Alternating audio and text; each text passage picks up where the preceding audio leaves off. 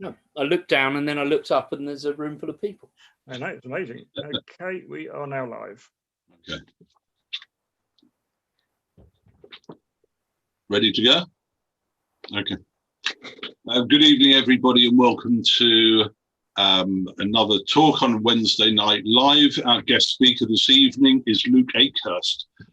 Luke has been director of We Believe in Israel since its foundation in 2011. Luke isn't Jewish, but he has been a committed Zionist all his life. He graduated with a BSc in politics from Bristol University. Before working with We Believe in Israel, he was a director at global PR company Weber Shandwick, where he worked for 11 years and was named as Public Affairs News UK Consultant of the Year in 2008. He has worked for Hackney and Lewisham Councils, the Labour Party, and the BBC Political Research Unit. He was National Secretary of Labour Students from 1995 to 1996.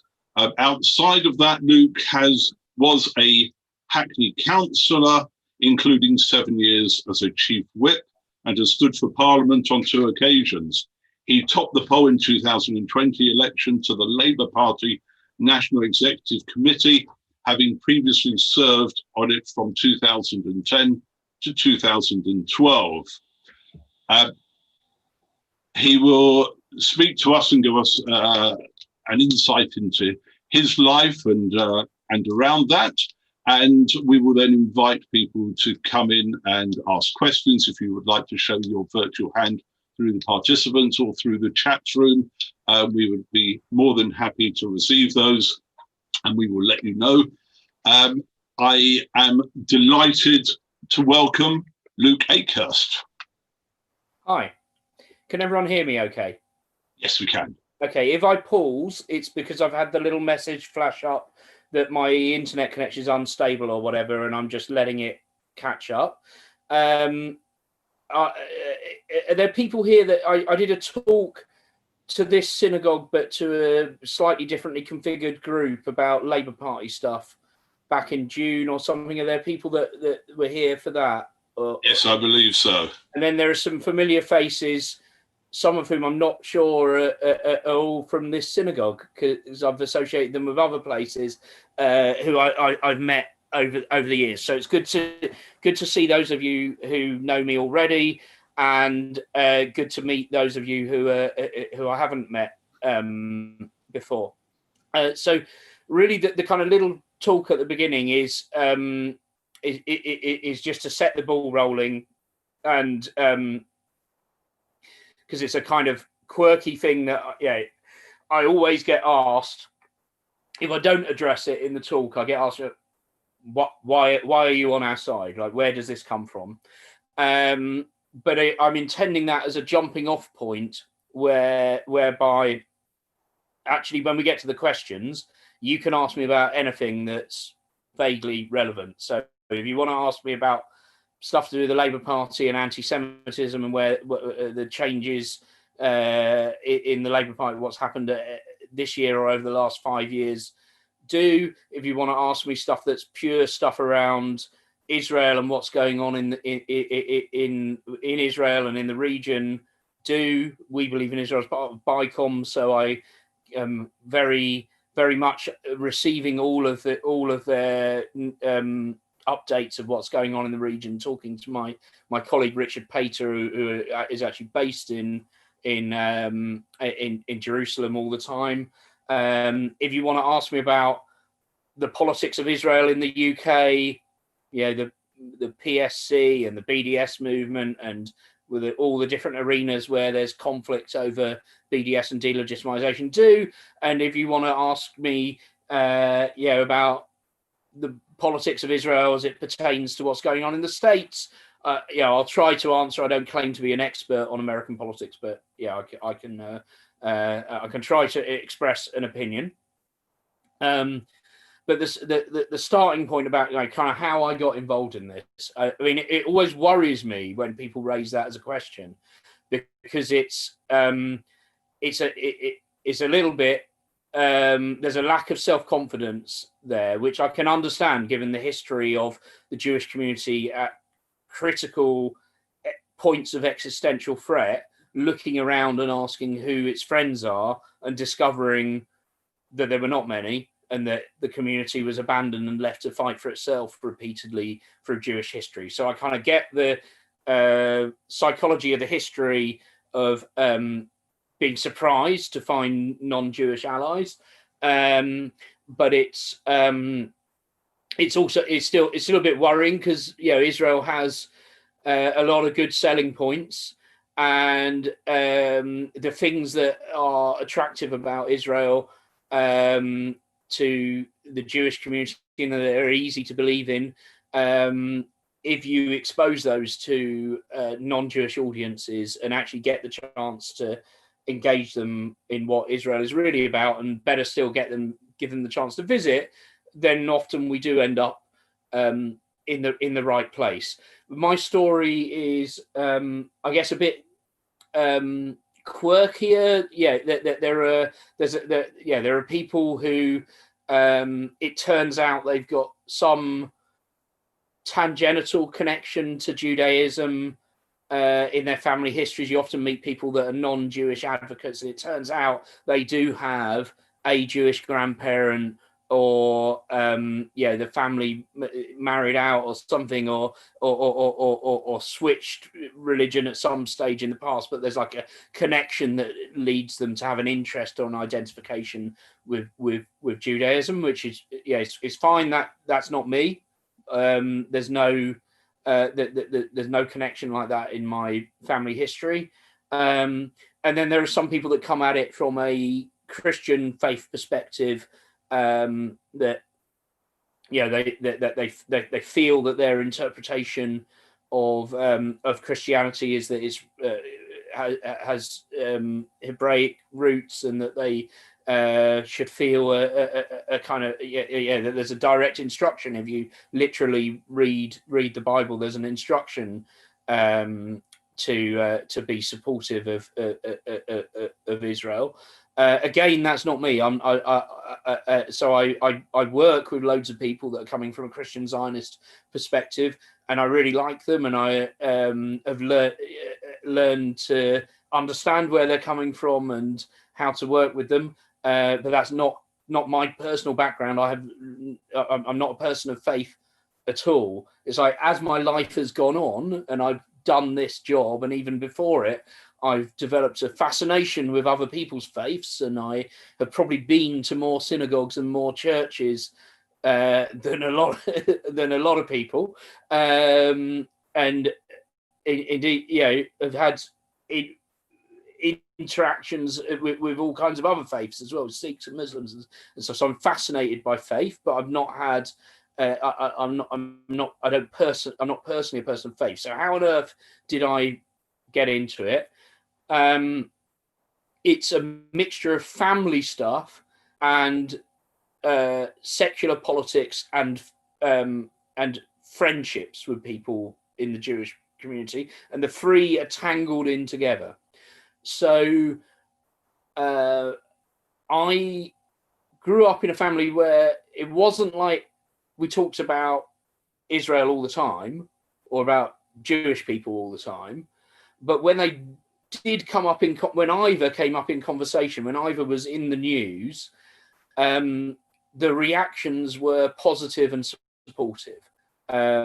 So if stuff to kind of give you a sense of like what age I am and which things were going on in the background, I was born in 1972. So I'm too young to remember the 67 war or the 73 war, but the stuff like one of the first things I can remember seeing on the news was the stuff between Begin and Sadat and the withdrawal from the Sinai. So I'm old enough to remember that. Was that 79 or 80 or something? And I'm like conscious of that having been on the news and asking my parents about it. I remember the map on the news and asking them about it. And I remember also So I've always had a huge interest in military history, not narrowly on Middle East, just generally. My big thing outside politics, that if I was to scan around the room and show you the books on the other shelves, behind me are like loads of Times guides to the House of Commons. There's a whole other shelf that is full of Napoleonic military history. That's what I'm kind of interested in. It's just like my hobby is to read about it. Even and during lockdown, I've invested more money than I care to admit to my wife in lots of beautifully painted 15mm high Napoleonic soldiers, where I can reenact the battles of Napoleon's invasion of Russia in 1812. None of that's anything to do with Israel, but I'm just generally interested in military history. And if you're interested in military history from a young age, you tend to start to learn about the wars that Israel has been in and the exploits of the IDF. And so another sort of memory snapshot from my childhood is that I had a book that I loved that my parents had brought for me one Christmas called the Marks and Spencer's Book of Famous Land Battles. And this had been published, I got my hands on it in the early 80s. And the final chapter was the 6-Day War. So I was fascinated by these maps of this little sliver of country, which had blue arrows coming out of it, which was Sharon and Rabin and whoever else the other generals were. And the red arrows that were trying to invade it that were bigger from Egypt and Syria and Jordan were turned back and were kind of bending backwards. And there was a picture in it of Moshe Dayan with his eye patch. I remember asking my mum who he was, and she said, he's fantastic. He's the really brave general that protected the Jewish people when all the neighboring countries tried to invade them. So it's like the kind of vibe was pretty unapologetically like these are the good guys, and I was ingesting all that as a little kid. Where on earth did that come from? If my parents are not religious, but it came from my grandfather's personal friendships. So he was a guy that was born in 1912, was served in the Royal Artillery in a survey regiment, so doing maps, because he was a geography teacher in Civvy Street, served in a survey regiment during World War II. And in his teaching career, I think at some point he taught in a Jewish school, or certainly with a lot of other Jewish teachers.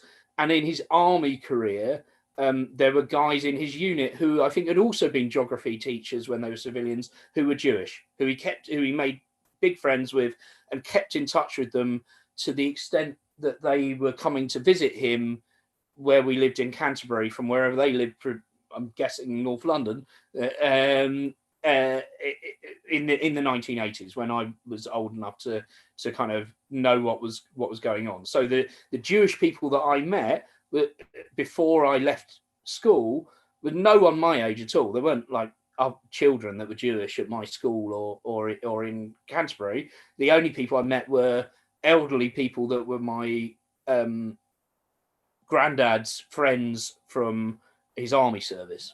But they had obviously done a good job of persuading him, because he was convinced that people that were not Jewish had a duty to be supportive of the Jewish community in standing up to anti-Semitism. In fact, I would say generally my grandfather was pretty good on anti-racism for a guy of his generation. Like, his attitudes towards all minorities were supportive and friendly.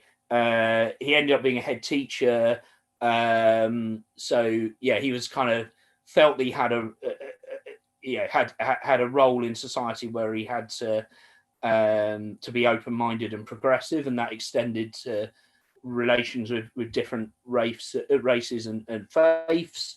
And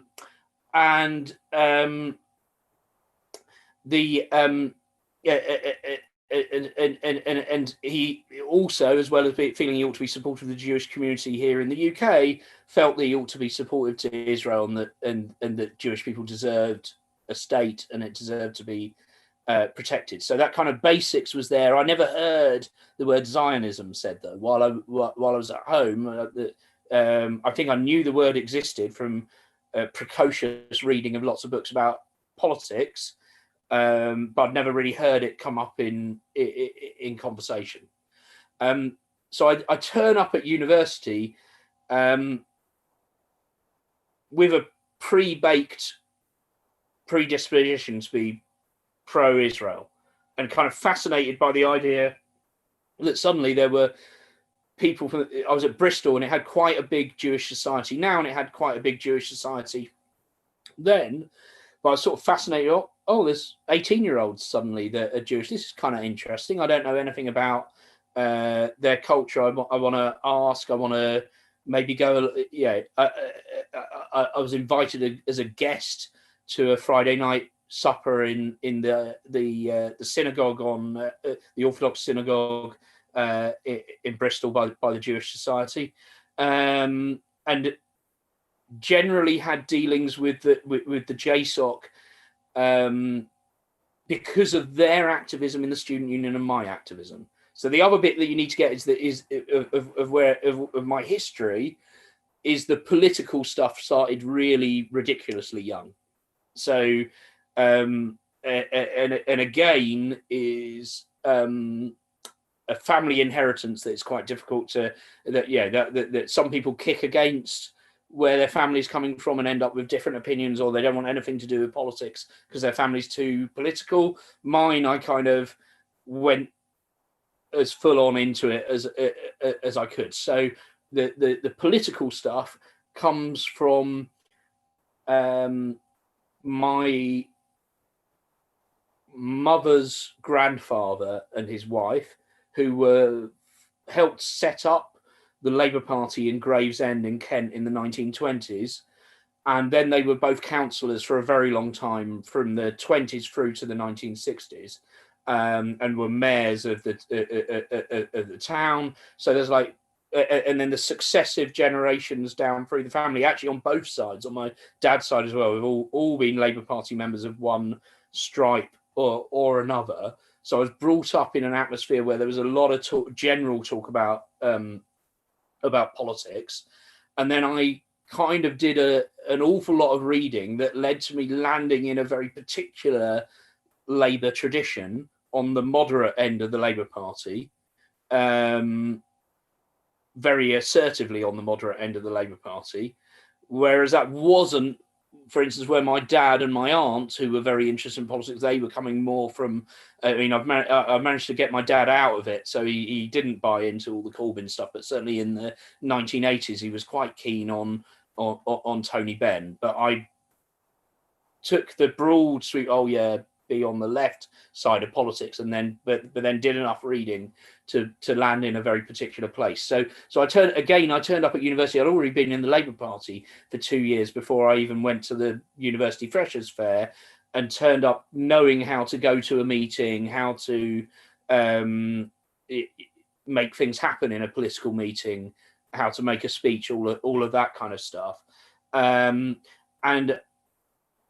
Bristol was actually really, in those days, I mean, there's some problems of anti-Semitism in Bristol that are quite profound now, with Professor David Miller, who's this very obnoxious conspiracy theorist sociology professor there. The time I was there, it was a really rather politically tame campus compared to a lot, but there was still a kind of sense, even in a calm place like Bristol, the real political battle was in the student union was with the very far left, with the scattering of people from the Socialist Workers' Party, and this sort of pushed me into an alliance that then led to strong personal friendships with the Jewish Society, because those guys from the kind of ultra left from the SWP, they didn't like the Union of Jewish Students because it was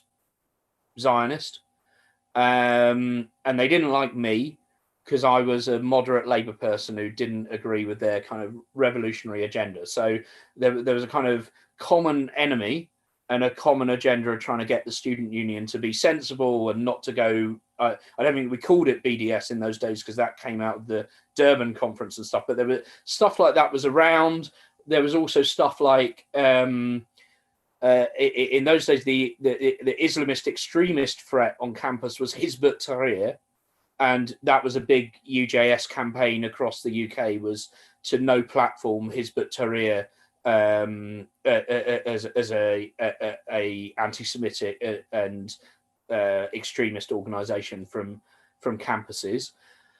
So I made friendships with Jewish students in Bristol who have stayed my friends for 20 years and been the people that I can most rely on in a political crisis. The top of my list of people, if I had a problem and I thought I was it really needed help, there are people that I made friends with then that I would ring.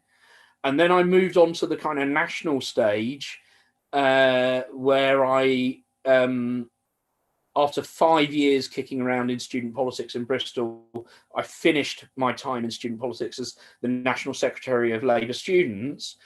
And that alliance that I'd had with Jewish students in Bristol was replicated at a national level as well. The bit that I should say as well is I wasn't just dealing with Jewish students as the JSOC and as UJS. I was dealing with some Jewish students who were primarily focused on the JSOC, and then there was a subset of people who were active in the Labour Party with me as well. So when I was both the people that were chair of the Labour Club, when I was the secretary, were very proudly pro-Israel Jews. One of them is Margaret Hodges' son. And then when I got to the national level, the chair of Labour students was Margaret Hodges' daughter. This wasn't obvious to everyone because they were children of a previous marriage, so they had a different different surname. But so it's like the people I was working with most closely, both inside the Labour Club, let alone in terms of an external alliance with UJS, were people that were Zionist Jews. And I guess the first time I really began to understand anything about what it meant to be Jewish was when we came to a conference in London and stayed overnight with my friend Dan Needle, whose mum and dad lived in Watford. And I remember it's weird, the little things that you spot that help your understanding that you could read in a book and it wouldn't make any sense. But his sister was going off to a Hebrew lesson, and she had cheated by writing stuff for her for a test she was doing on her hand. And suddenly I realized that this is a set of people that it's not just like they're Quakers or Methodists or something.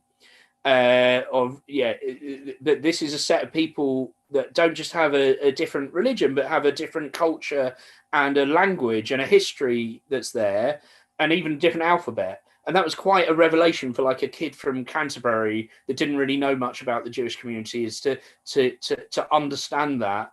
Because I think people in the community often don't realize how much your average non-Jewish British person fails to the extent that they think about Jewish people at all.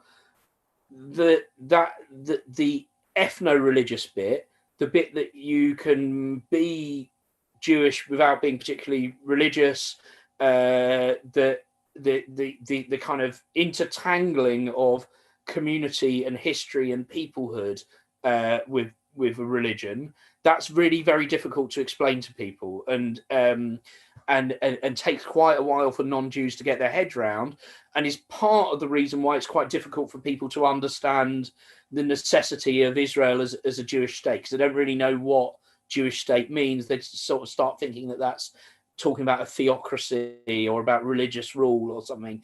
And people, when people have that moment that I had of sort of understanding that my friend Dan, it wasn't just that he had a different faith, but he had a different family history, from outside the UK, and it was that's a kind of important moment of realization.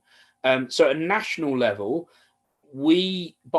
so there had been a stage where so anyone who either was a student in the 70s and 80s or has kids who were students in the 70s and 80s will know that at that stage, the student wing of the Labour Party didn't have such a great relationship with UJS.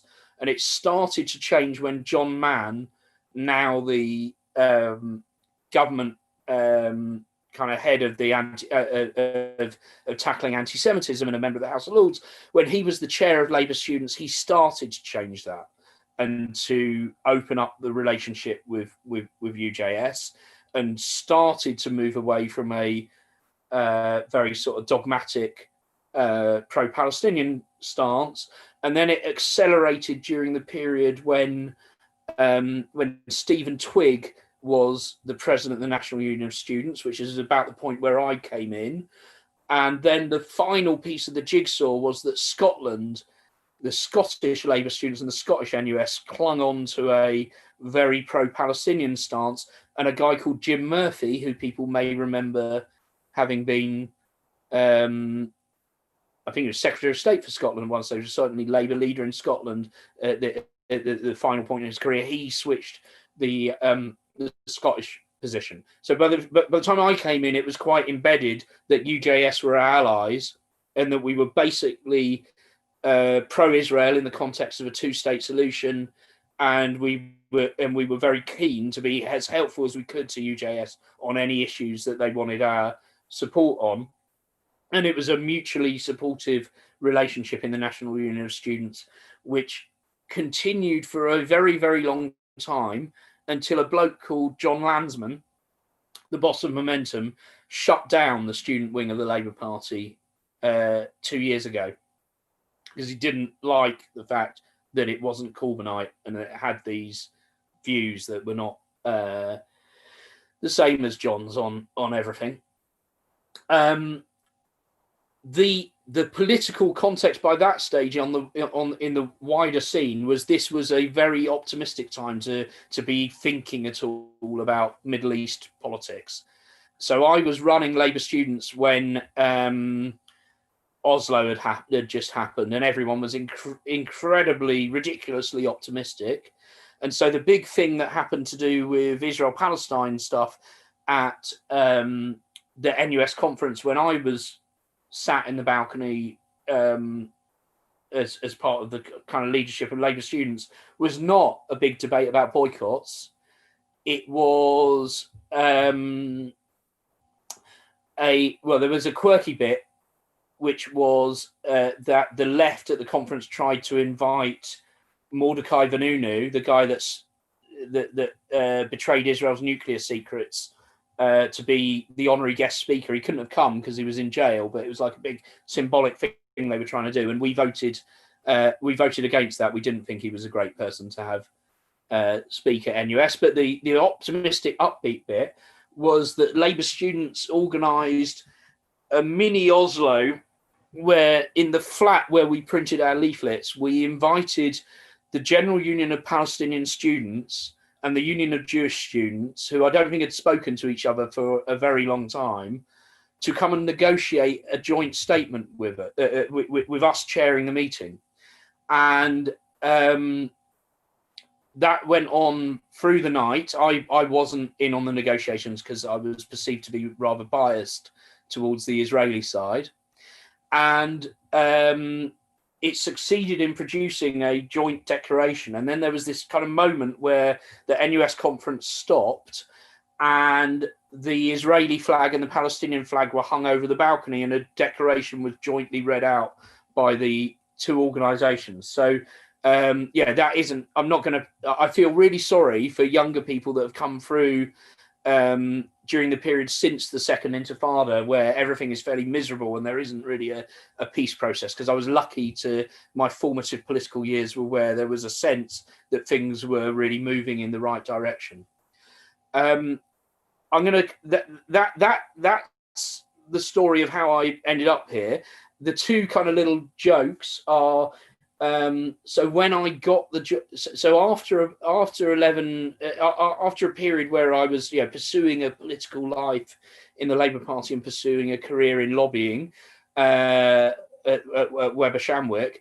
Incidentally, while I was at Weber Shandwick, I had loads of Jewish colleagues working in the company who knew about my political background and would ask to work on my clients. A lot of people, again, ex-UJS, but younger than me because they were coming through after me. And I also had some clients that were connected to the community. For instance, I was the advisor on getting planning permission and all the politics of the local council planning permission for what is now JW3. At that stage, it was the Jewish Community Centre. A guy called Nick Viner was trying to get it started up, and I was consultant helping them get that through Camden Council. So it wasn't.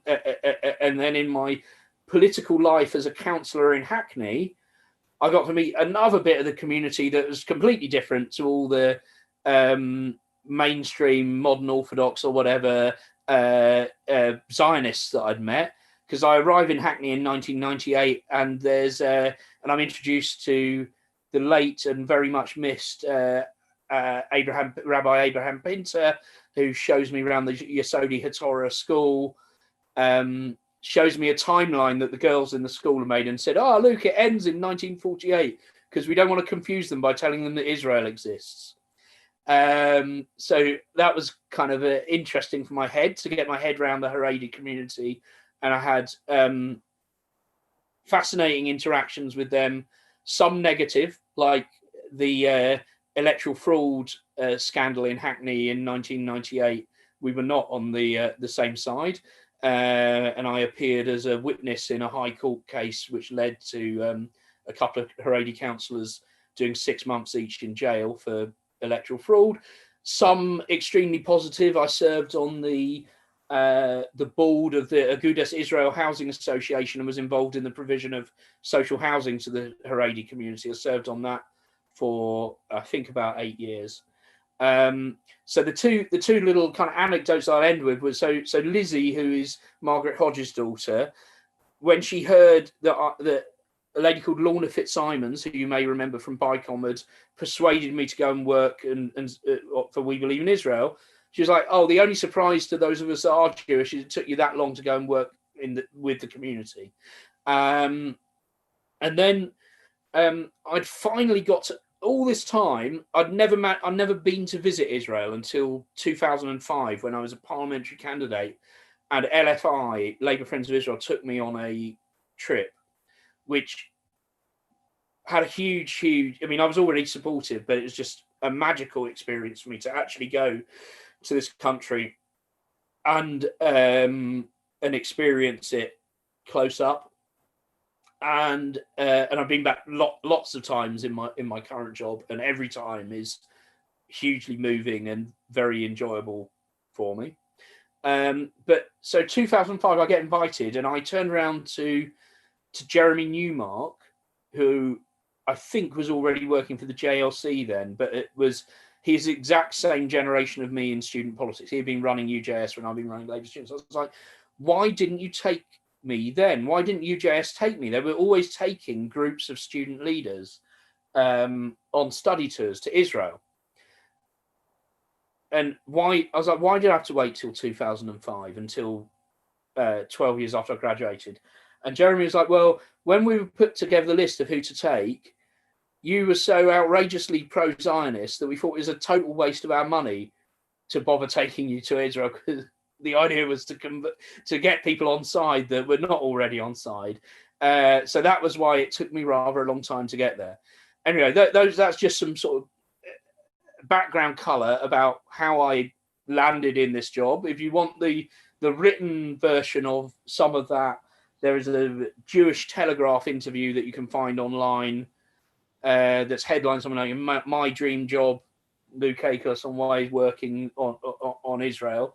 I hope that everything I've said tonight is consistent with what I said in that interview. I think it is, and I am happy now to answer. I can answer questions about that stuff, or I can answer anything about any of the different hats that I wear in terms of my continued activism in the Labour Party. What I would say to the people that were on the call that I did in June, I think I sort of set a test of like, the Labour Party might be moving in the right direction if I get back on the national executive. The fact that I actually came top in that election, I wouldn't have been bold enough to have predicted that.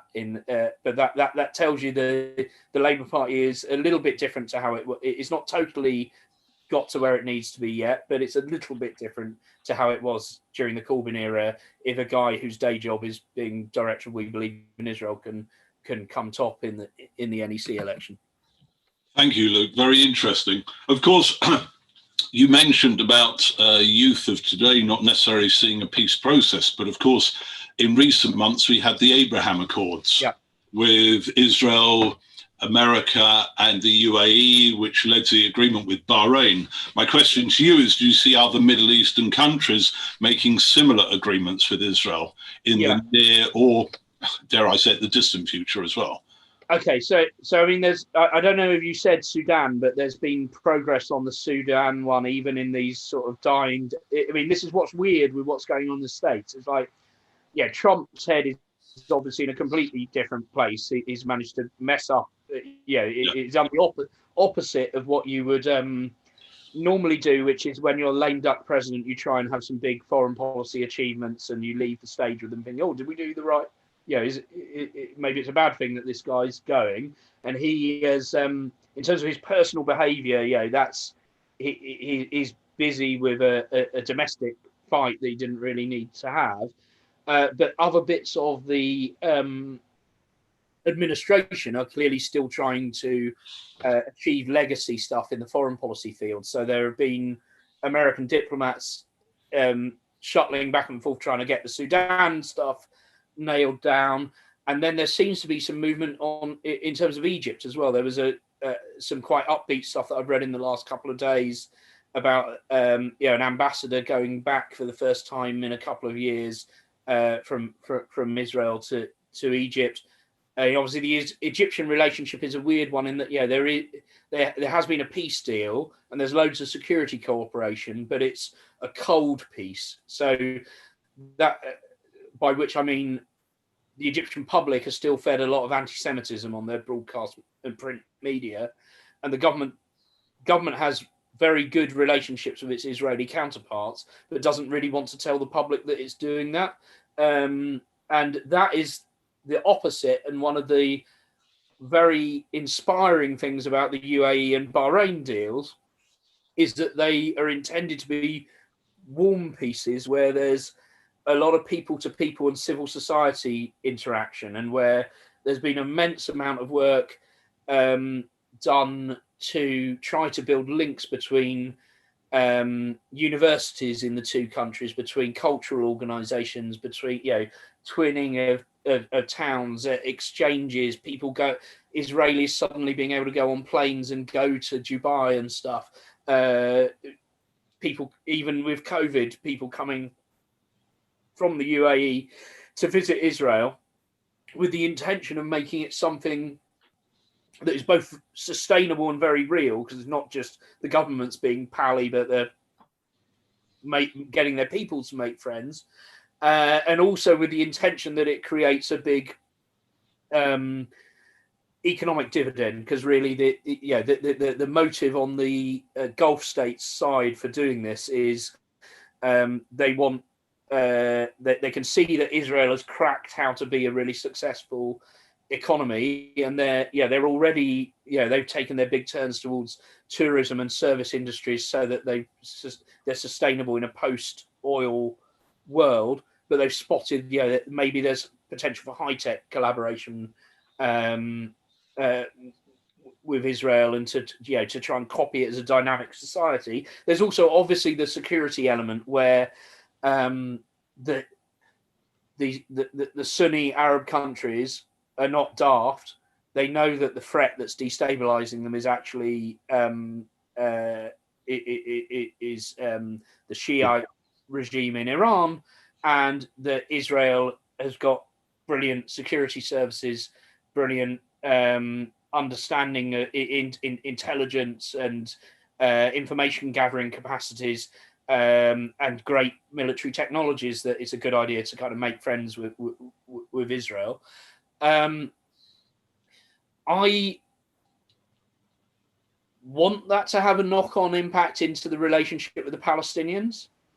And I think there's some, in the end it will. In the end it will. It's like, if it stops being an Arab-Israeli conflict and the Palestinians are looking around and going, well, actually, all the people that were previously our sponsors, I missed the obvious big one that's at some stage will come down the track, which is Saudi Arabia, where I don't expect an immediate, Abraham Accords type thing, but there may be a kind of halfway house where there's better relationships. But at some stage, the pressure will grow on the Palestinians from all the people that have sponsored them and supported them, of like, come on, guys, you're messing up a good relationship that we've got here. The difficulty is there's not one set of Palestinians. There's at least two. Yeah, there's the Fatah guys who are aging and the leadership are doing all right, but they're old and they are cynics, and as individuals they're probably benefiting from the status quo, but the primary thing stopping them cutting a deal with Israel is the radical threat on their fringe from the Hamas guys running Gaza, and there's that whole dynamic of the Palestinians can't even get their act together on being one Palestinian cause, let alone get a deal with Israel. I think for young people in the community, clearly the Abraham Accords stuff is something to be really thankful of. If you feel a connection to Israel, that it's got good relations with some of its neighbours, that's got to be celebrated. But it's not a substitute for progress on the Palestinian issue, because I think there's a sense of, even though it's not, if you look at the realities of history, the current relationship with the Palestinians wasn't Israel's fault. Israel was defending itself in 1948. That's how it ended up with the Green Line borders and with displacement of population and stuff. Israel was defending itself in 1967. That's how it ended up with an occupation. But there's still a kind of a feeling of moral responsibility for what happens to the Palestinians and for the fact that they haven't got a state. And people do beat themselves up about it, and I don't think that that's a bad thing. Actually, I think it says a good thing about the attitude of people in the community, that they feel that it's something that needs to be sorted out and addressed.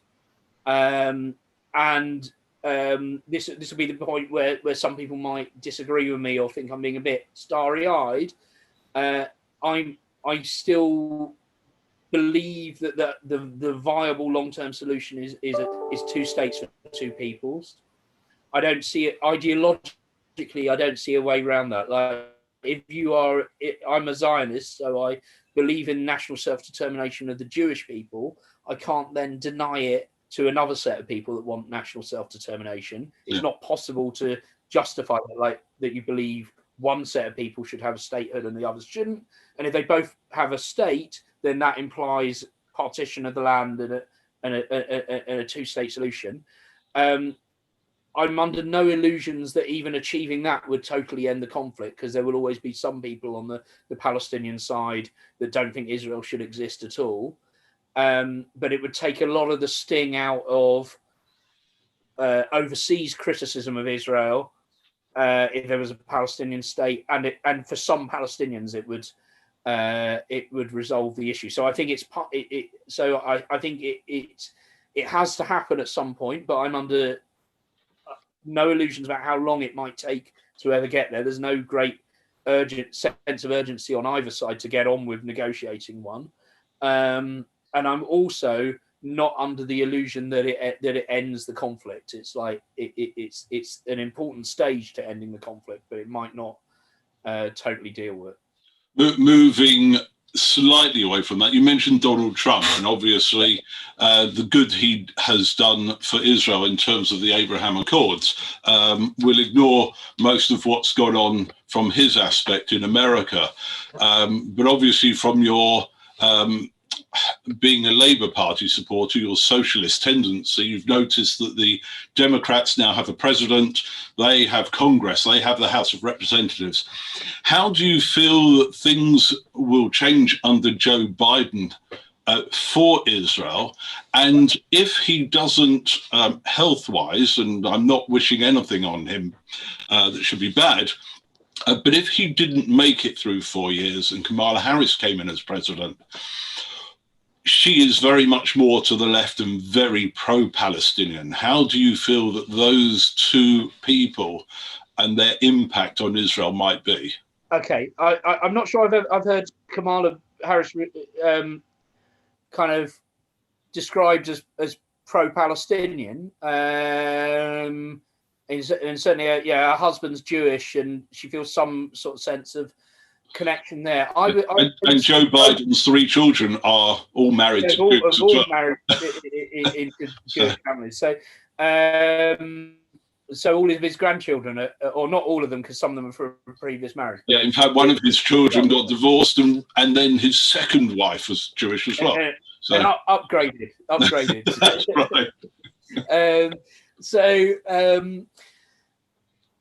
I think that you're likely to see a kind of a lot of continuity with what was going on in the Obama administration, which so some of the kind of old lags of the real experts from the State Department, from both the Clinton and Obama administrations, will come back into important roles, and they tend to have a bit of a formulaic approach, because these are people that are really deeply involved in the peace process. These are people that have been around the track several times on negotiations that they thought were going to get across the line, most recently the John Kerry ones, and have been in the room with all of the key Palestinians. Like they can pick up the phone and chat to them all. They know them all. They know what they've had for breakfast. Ditto with all of the key Israelis, and really know the terrain. Like literally, if you were going to draw a map, these are people that can show you, the end of that field is technically part of that settlement, but the field beyond it is technically part of that Palestinian village or whatever. We're talking real expertise. But it tends to mean that they've kept trying to do the same thing repeatedly. It's not that the same thing is necessarily that bad an idea. I mean, the deals that nearly got there under Clinton, and then the Barack, there's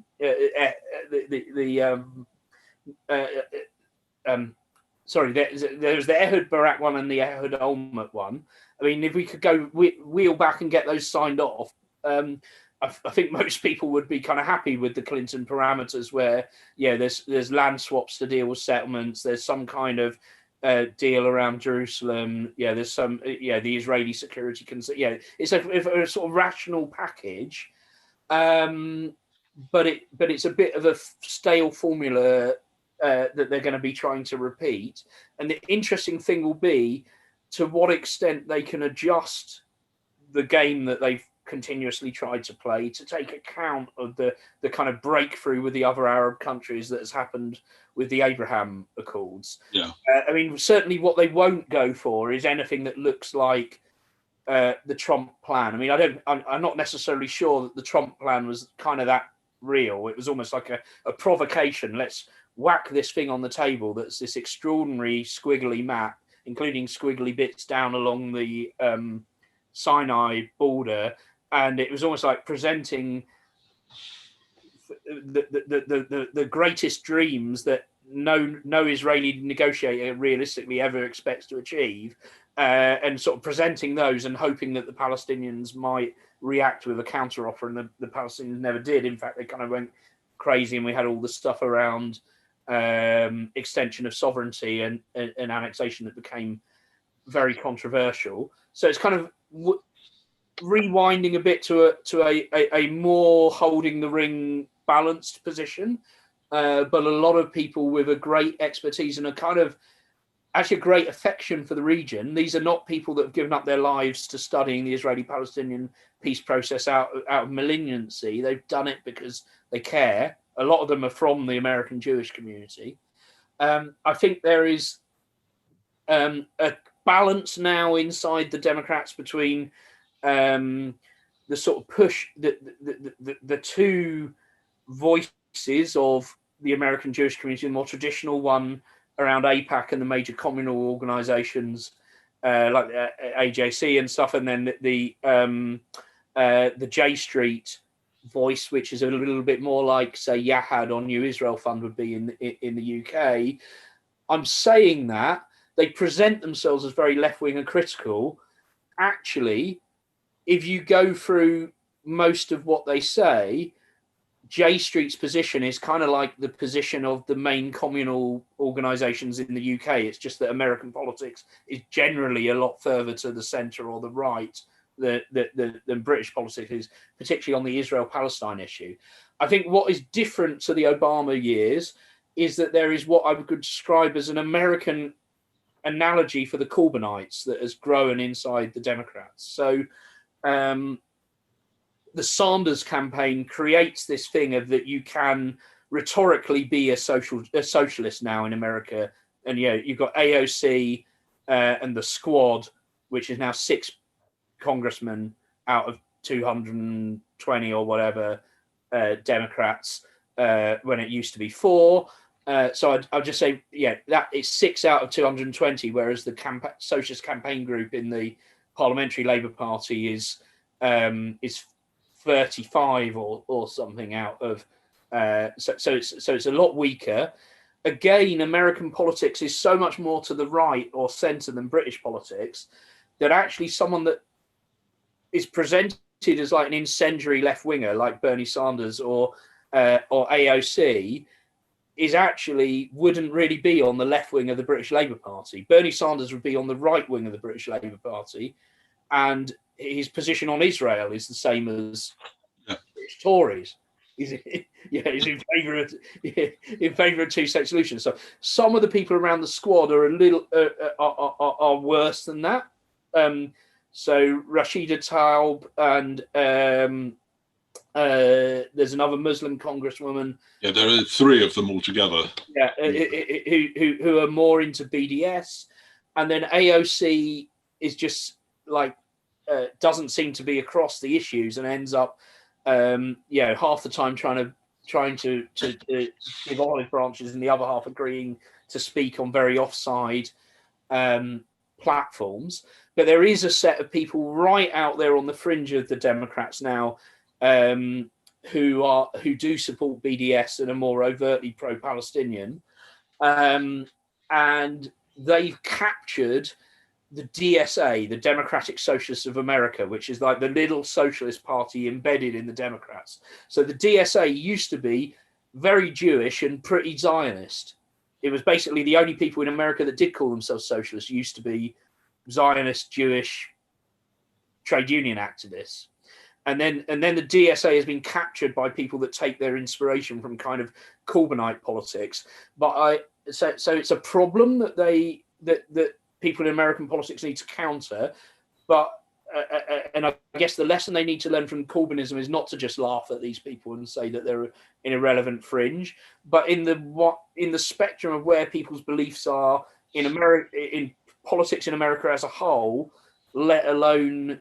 But even in the Democrats, they are quite marginal, and the fact that Biden won is like a big victory for the more centrist tradition in the Democrats, because they've like shown that they are election winners. So you don't need to do, everything that the Corbynites would say, or the AOC people of like, oh, centrism loses elections.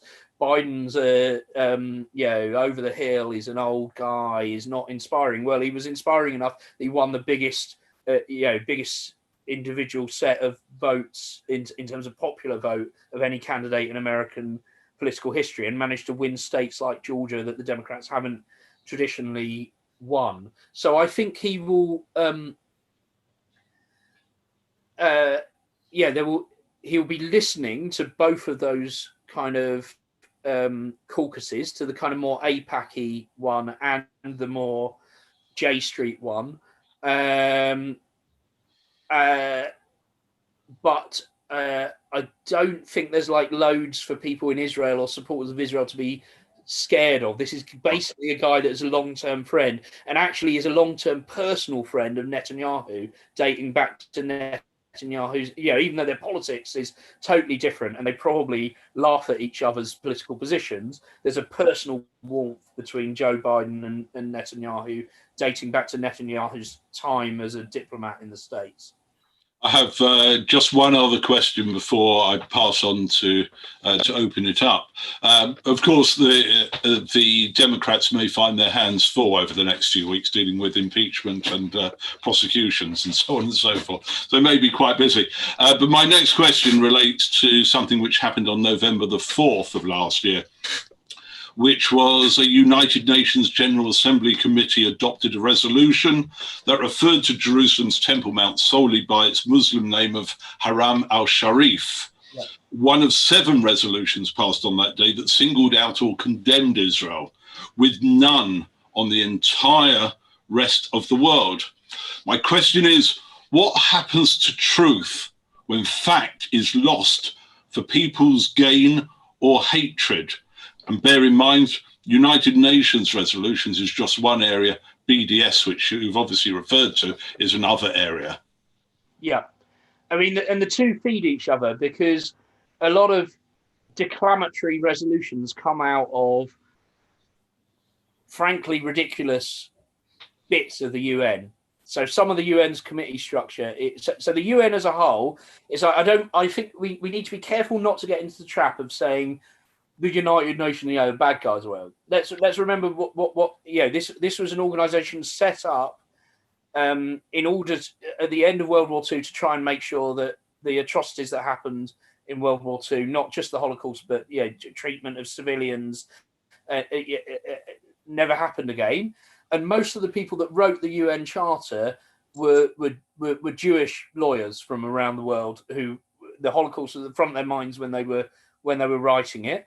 It's extraordinary that it survived and has been able to do some good, given it was born into the start of the Cold War, and the Russians under Joe Stalin started out with veto powers. So the fact it's been able to do anything is pretty good. It's not brilliantly funded. When I've been around, the Israeli delegation to the UN have shown me around the building, and it's like a relic from the 1950s, because people don't really pay their subs to the level they should.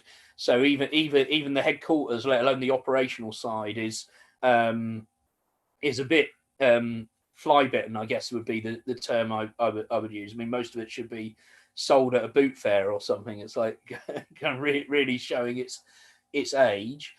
And we need to remember that the vast majority of what the UN does actually isn't anything to do with Israel and the Palestinians, and is a force for good. So it's like it deploys peacekeepers in places like Cyprus, where they're doing some good.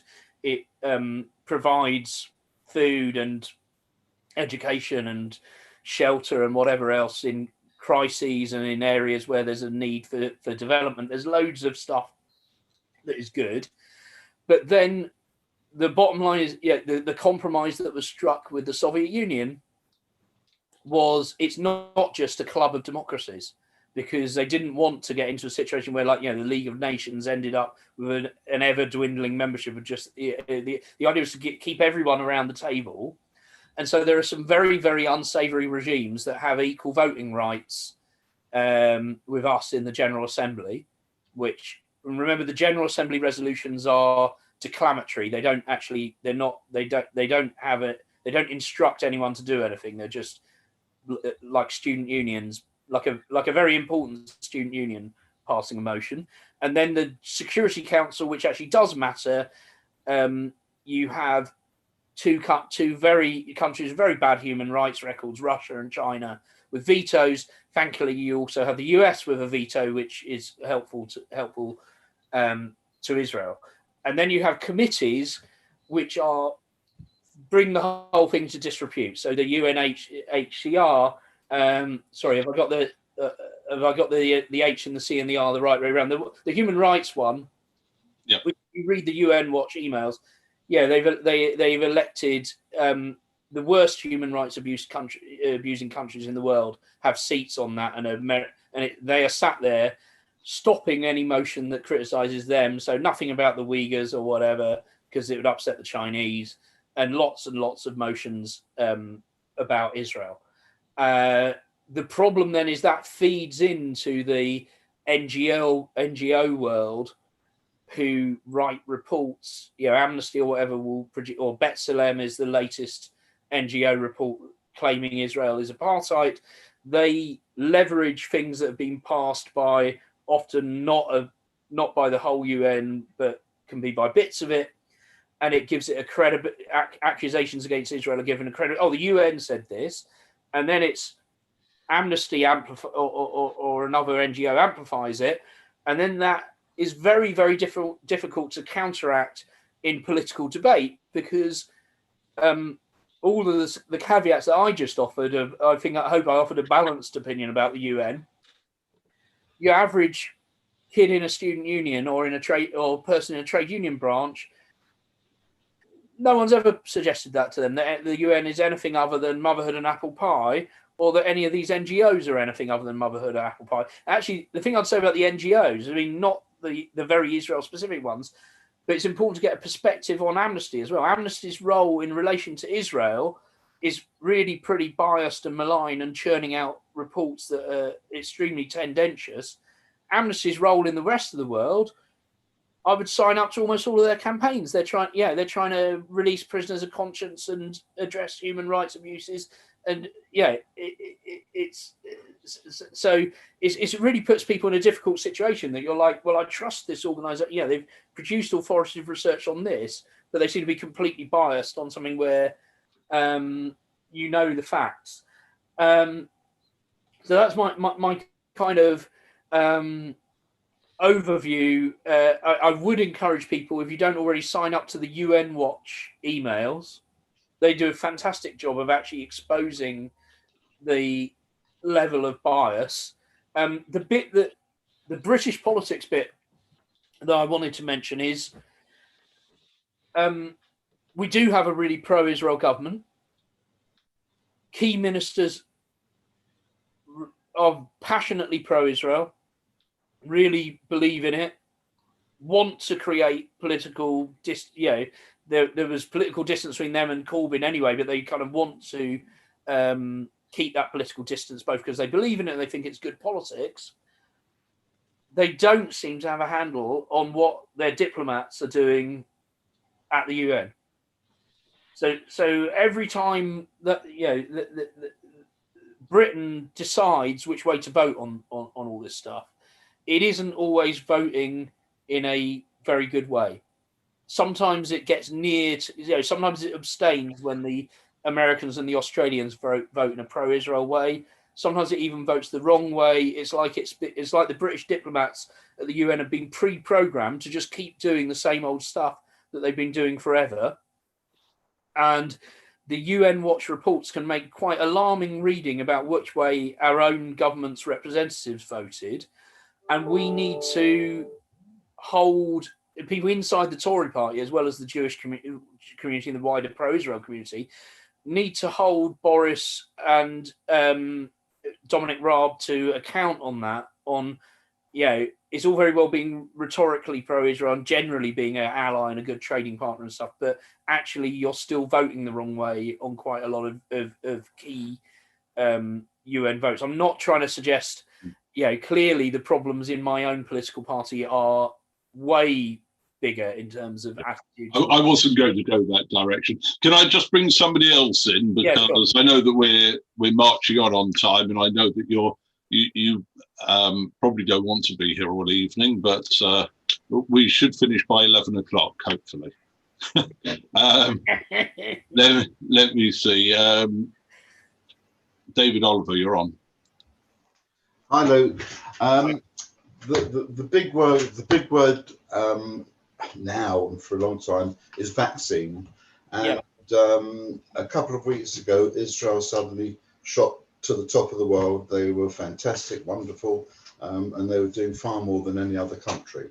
And then all of a sudden, it started to. Israel is still flying, but all of a sudden, I don't know whether I should call it anti-Semitism is cropping in, but it is.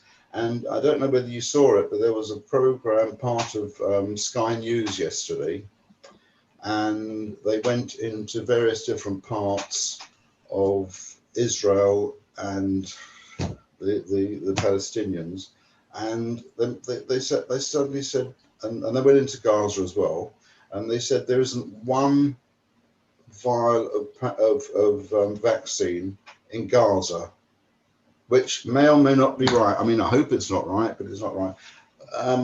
What do you think? What is going on there, and why? And the Palestinians, and I mean that Sky News clip yesterday. Again, I won't call it anti-Semitic, but I mean it was getting very, very, very close to it, to what I believe in, and to what Sky News were talking about. Yeah. So. I think there are unfortunate echoes of anti-Semitic tropes in this stuff, because it's a bit, historically, an anti-Semitic trope has been to accuse Jews of being responsible for any plague or pestilence or spread, or malignancy by Jewish medics, which we saw, in the Stalin era stuff around the doctor's plot of, thinking that Jewish doctors were poisoning him, or the really horrific, totally absurd allegations around organ harvesting by people from the IDF that had actually gone to Haiti to do humanitarian work. And there's a bit of that of that maybe the Zionists or the Israelis or the Jews are maliciously withholding the vaccine from the Palestinians.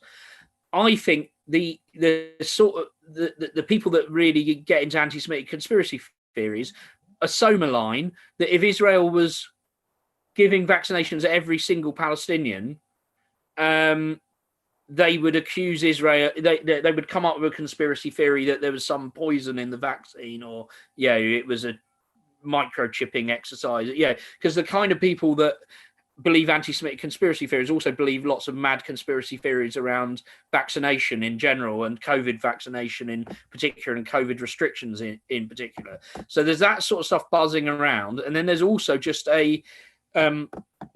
people that are not necessarily anti-Semitic, but just can't bear to see a good news story about Israel. So trying to twist this into a bad news story. I mean, the story on the Israeli side, the figures from 2 days ago were over 20% vaccinated, and that's a combination of a socialized health service, but one with an element of internal competition, because there's you have to join one of the 4 insurances schemes, and the 4 kind of compete with each other a little bit to be better. So different ones, they've wanted to outdo each other in terms of delivery of the vaccine. It's some very smart relationship building between the Netanyahu government and Pfizer, where they basically did a deal to get loads of the vaccine fast. They paid double for it because they were just, someone in the Israeli economics ministry worked out that paying double for the Pfizer vaccine paid for itself if there was just 3 days more of normal economic activity, which sounds like a no-brainer to me. And then what Pfizer is getting in return is the data of what happens in Israel, which it can then work out the efficacy of the and the best use of its vaccine with a sample of 9 million people or whatever taking it. And the important thing is that this is not. There's no racial or religious element to the distribution of the vaccine, because if anything, Israeli Arabs are being targeted for early vaccination because the nature of them having large households and the style of living in the Arab towns has meant that there's a higher prevalence of COVID, just like there is with the Haredi community. So the government has actually been exceptionally focused in terms of Arab citizens of Israel on making sure they get vaccinated as quickly as possible, because they're a community at threat. And then the same as with some minority ethnic communities in the UK, there's a greater prevalence of diabetes and stuff. So again, there's like medical reasons to prioritize vaccination of Arab citizens of Israel. What's happened with the Palestinians is that at the start of this story, they showed no interest at all in getting anything from the Israelis. So I'm actually the good thing about doing these talks when you got on your computer is there is a thing from PMW, Palestinian Media Watch, that I received today, with a timeline of the PA vaccine activities and them libeling Israel. So on the 21st of November, the PA met with the World Health Organization and UNRWA to ensure that Palestine is provided by them with adequate coronavirus vaccines. So they believed it was like a UN responsibility and didn't invite Israel. Just in terms of the legal background, if the Oslo Accords hadn't happened, absolutely it would be Israel's responsibility to vaccinate the Palestinians. Because if you are the occupying power in international law, let's forget about all the stuff about whether it's disputed territories. Israel accepts that it has the responsibilities of an occupying power. Then you are responsible for the health and education of the population in the area that you're occupying. But the Oslo Accords were a part of were a first step towards Palestinian statehood, and they involved a transfer of that responsibility that was written in a treaty and signed on the White House lawn. The responsibility for health and education and local government moved from Israel to the Palestinian Authority. This was part of them moving towards statehood, was taking on the responsibilities for this sort of thing. So anything that Israel was doing, it would be because it was a friend and a neighbor and it had a self-interest in dealing with COVID in the Palestinian territories. It's like, as far as I can see, Oslo means that the responsibility lies with the PA. So only the 21st of November, they're not talking to Israel at all. They're talking to the UN. The 12th of December, the PA says that they've ordered 4 million doses of the Russian vaccine, which are expected in Palestine by the end of 2020. They didn't ask Israel for any help at all at that point. On the 9th of January, they announced this is the PA announced 4 vaccine producer companies will deliver vaccines for 70% of the Palestinian people, and the World Health Organization will provide for another 20%. Again, didn't say anything about Israel. Again, on the 9th of January, this is only 4 days ago, the PA announced 2 million doses were ordered from AstraZeneca by the PA.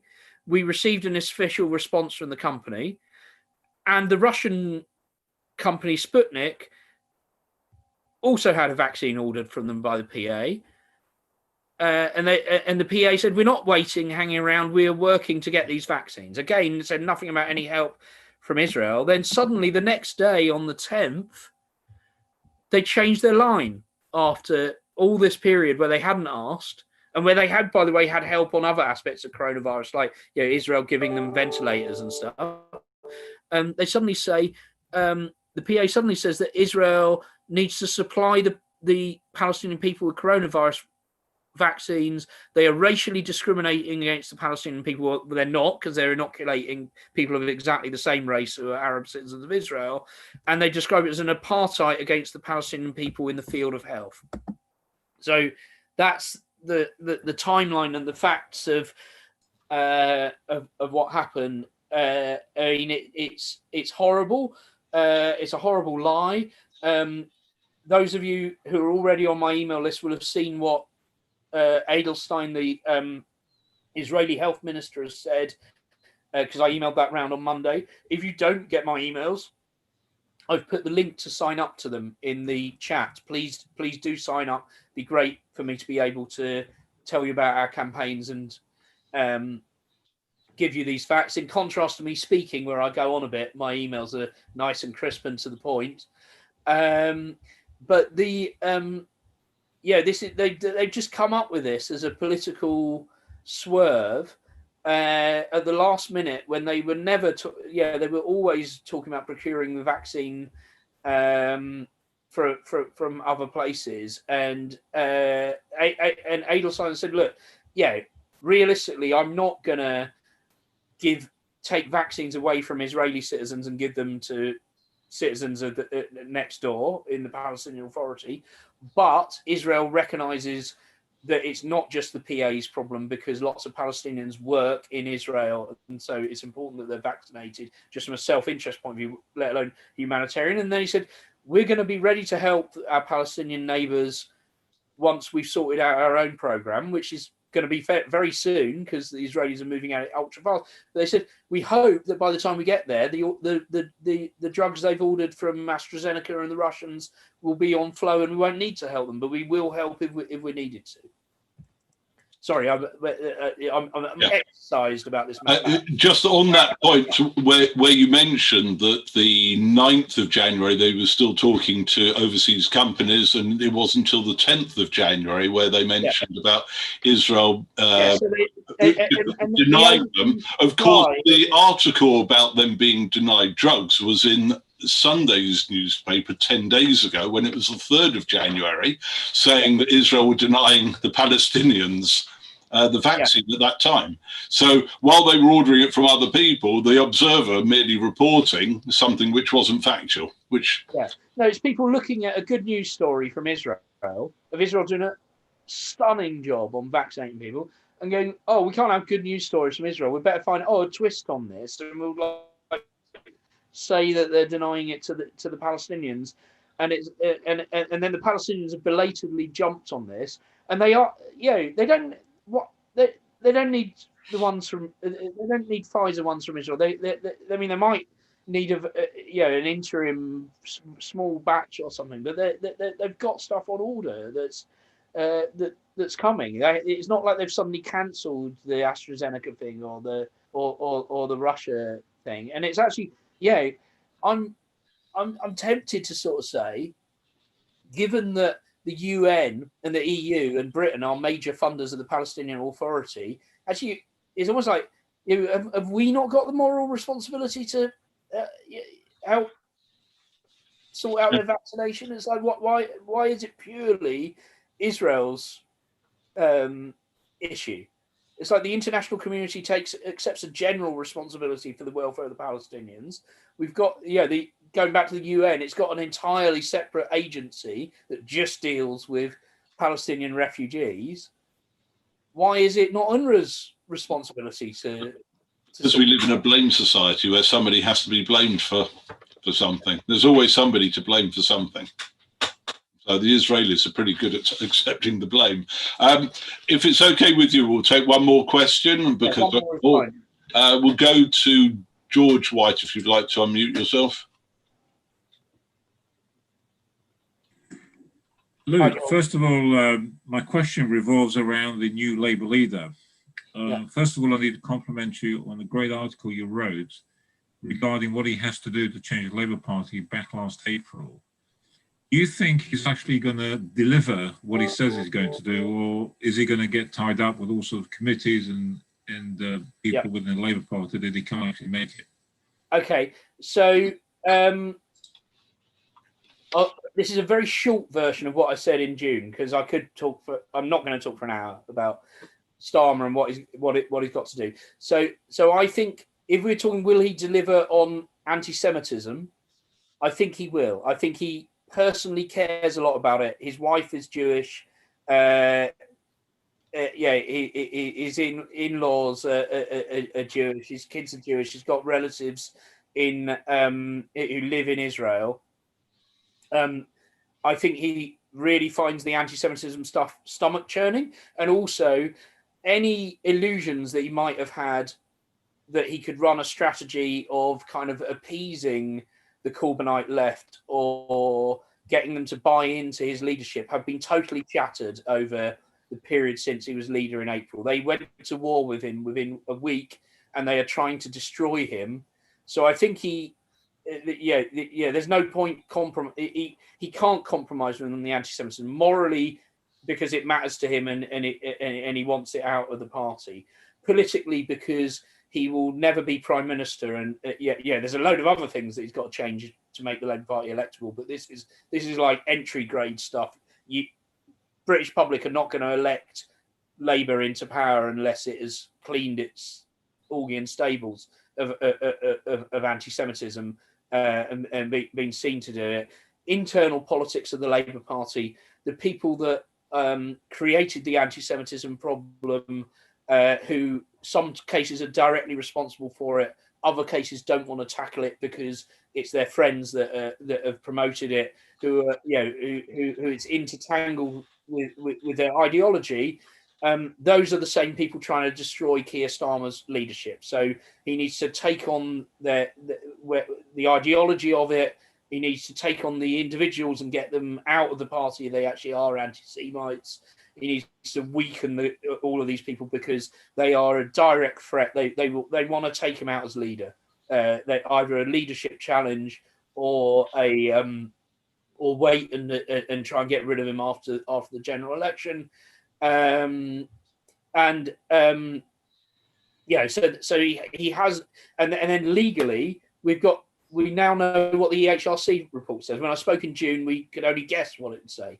We know that it found Labour legally culpable for indirect discrimination against Jewish members, harassment of Jewish members, and victimisation of Jewish members. This is extremely serious. No political party other than the BNP has been found guilty in that way. When you have been found guilty of something like that by the HRC, you are under statutory watch. You have to agree an action plan with them, and then they monitor your implementation of the action plan, and they can come back and enforce you doing things if you don't do it. I'm sat there now on the governing body of the Labour Party where we signed off the action plan and took the action. The actions are a series of things that have got to happen over a year. You can read what's going to happen. It's out there on the internet, and people want it. I can send it to you if you email me. So the anti-Semitism stuff is not a choice anymore. He wants to do it, and he's got to do it. It absolutely has to happen. And yes, there is a continued fight. There are the people that are that don't want action taken. Are coming up with all kinds of spurious excuses around free speech and this, that, and the other to try and defend their behaviours and stop effective action being taken. It's obviously a lot easier to fight those people when you are in control of the levers of power in the Labour Party. So he's got the key ones. He's got the leadership, he's got the National Executive Committee, and he's got the General Secretary. I don't want to pretend, though, that means he's got that all of the levers and cogs are running smoothly.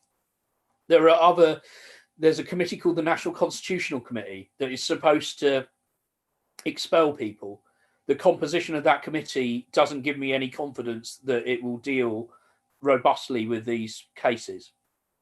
There are people in key positions within the machinery of the Labour Party who were elected or appointed during the Corbyn era who have not yet gone. Some of them are have gone, but the speed of change there is not as fast as I would like it to be. And all the time that those people are around, they could be protecting people that are their political allies. So it's painful, slow business, but it has to be done. And if someone had said to me in December 2019 that we could have the alignment of forces inside the Labour Party and the balance of power, that you just would have said, well, you're being wildly over optimistic to think that. Actually, I think I did go around saying that it was possible, but I'm not sure I believed myself. It turned out I was right. But this is a good scenario. We're in compared to where we were, we're in a good place, but there's still a long way to go. In terms of Israel, though, again, we're in a far better place because the starting point is not of total hostility. I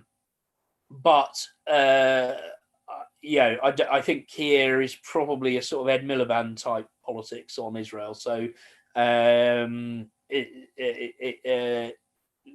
of not overtly hostile.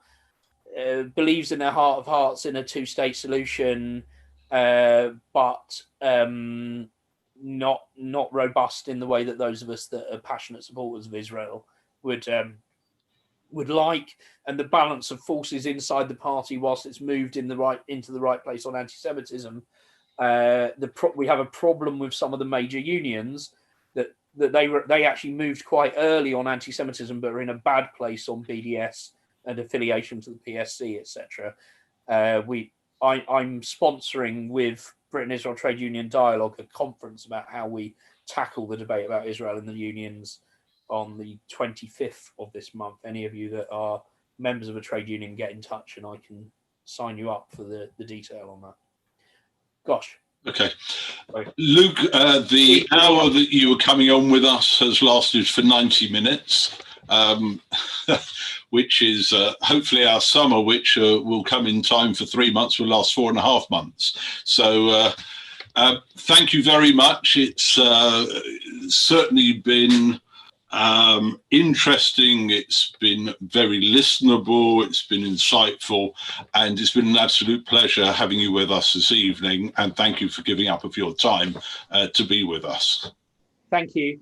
And just can I reiterate that the link to sign up for emails from We Believe is in the chat. That's all I really ask when I do these talks. If you think that I might have interesting things that I send around in writing, or you are inspired to do more campaigning for Israel, then please sign up for our emails. That's one of the purpose of me doing this, is hopefully to have given you some entertainment and some facts that you can use in debate, but also to get you involved in our network. There are 24,000 people receiving those emails, so there must be something good about them.